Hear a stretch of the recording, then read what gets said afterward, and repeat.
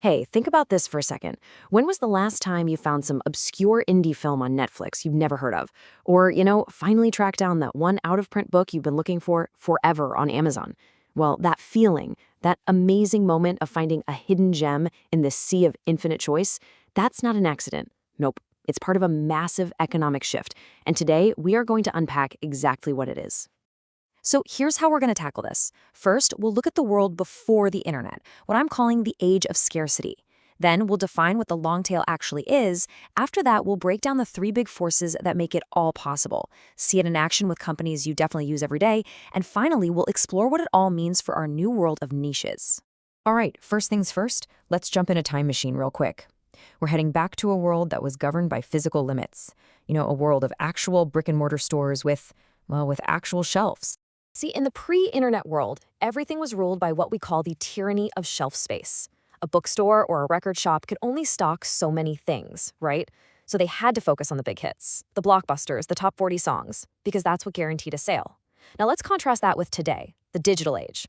All of a sudden, shelf space is basically infinite, distribution costs practically nothing, and boom, you can get access to everything. And this was the golden rule that governs that old world. The Pareto principle. You've probably heard of it as the 80-20 rule.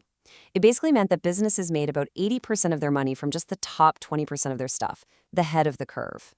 That other 80% of items, what we now call the tail, were just invisible and pretty much unprofitable.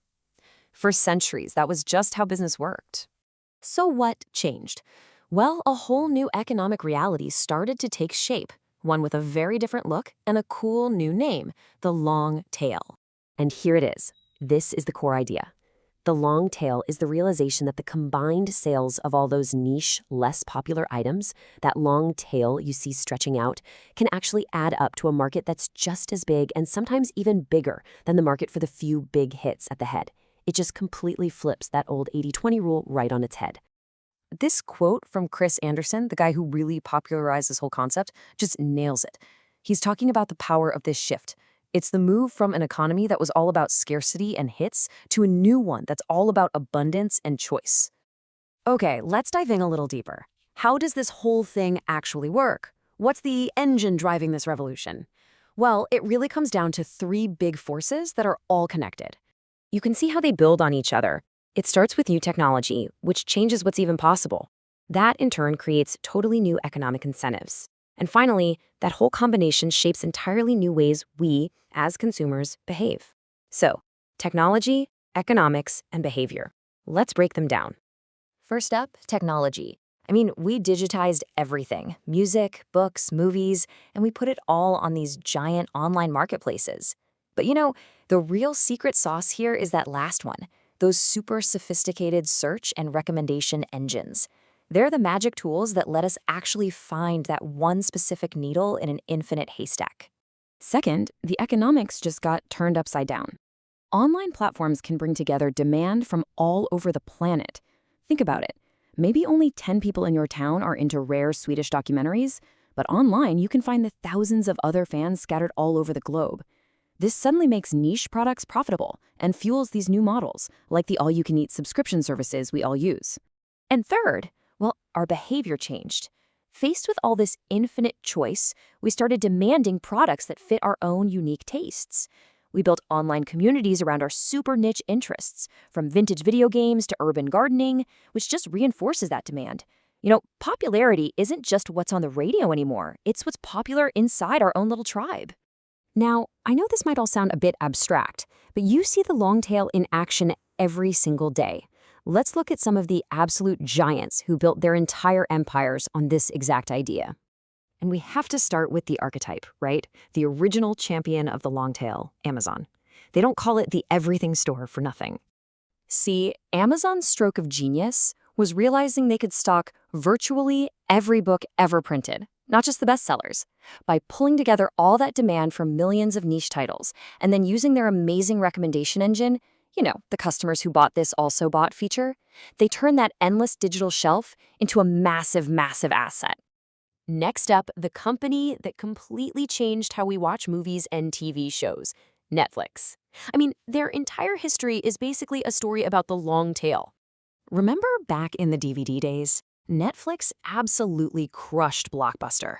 because their mail order model meant they could offer thousands of documentaries, indie films, and foreign movies that your local store would never dream of stocking.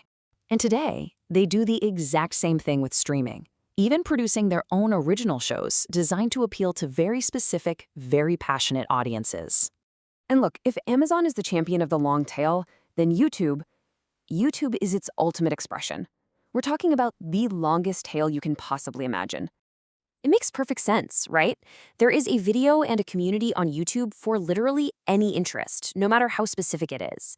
By giving creators the tools to make and monetize content for these tiny but super dedicated audiences, YouTube built this infinite, user-generated library that no traditional media company could ever hope to compete with. So this whole shift from hits to niches has some really profound consequences. I mean, it has fundamentally reshaped our culture and our economy. And this really shows the two sides of that coin. On the one hand, the long tail is incredible. It fosters amazing cultural diversity, it empowers individual creators, and it gives all of us access to stuff we never could have found before. But on the other hand, it's got its challenges. These recommendation algorithms can trap us in filter bubbles, and honestly, the sheer paradox of choice can sometimes feel pretty paralyzing. So here's the crucial point, the main takeaway. The long tail has completely redefined what success even looks like. It's not just about creating one massive blockbuster that appeals to everybody anymore. Now, success can mean serving 1,000 different niche interests, connecting with those dedicated communities, and really thriving in that endless, abundant tail. And that leaves us with one final question to really think about. In this new world of infinite choice and endless niches, who, or maybe what, is really guiding our discovery? Is it our own curiosity leading the way, or is it the algorithm? It's something to ponder the next time you find yourself falling down an internet rabbit hole.